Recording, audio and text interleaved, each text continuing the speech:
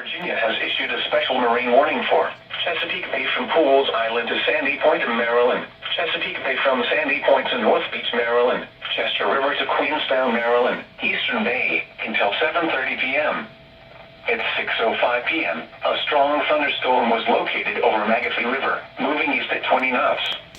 Hazard, wind gusts 34 knots or greater and small hail. Source, radar indicated. Impact, boaters and small craft could be thrown overboard by suddenly higher winds and waves capsizing their vessel.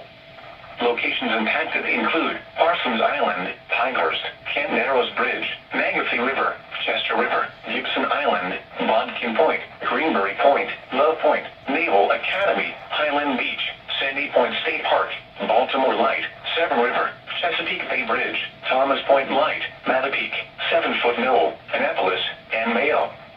Move to safe harbor until hazardous weather passes.